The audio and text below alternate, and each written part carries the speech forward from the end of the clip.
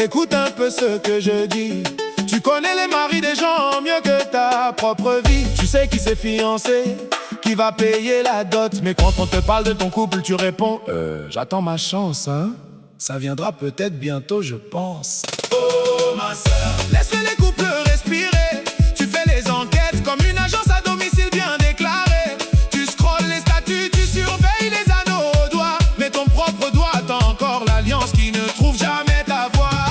Oh ma sœur, laisse les maris des gens tranquilles. À force de chercher pour tout le monde, ton propre mari se perd sur la route. Il tourne en rond comme un fou.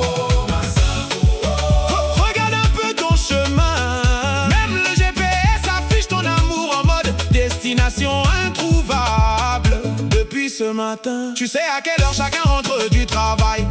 Qui dort chez qui a changé de pagne ou de boubou. Détail par détail, tu connais tous les projets de mariage planifiés.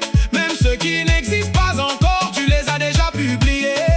Quand quelqu'un publie une bague au doigt sur la photo, tu organises une réunion pour analyser l'anneau bientôt. Il s'est marié quand? Elle a trouvé où ce cadeau? Ma sœur, va plutôt prier pour ton dossier sentimental qui traîne encore sur le bureau là-haut. Ma sœur, écoute mon conseil, ferme un peu ton agence d'amour. La vie des couples du quartier n'assurera jamais ton propre retour.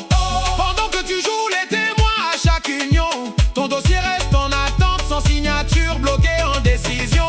Même Google est fatigué de tes questions de cœur. Recherche du mari des voisins, résultat trouvé avec bonheur. Recherche de son propre mari, erreur 404, serveur en sueur. Ma sœur, change de mot-clé, va chercher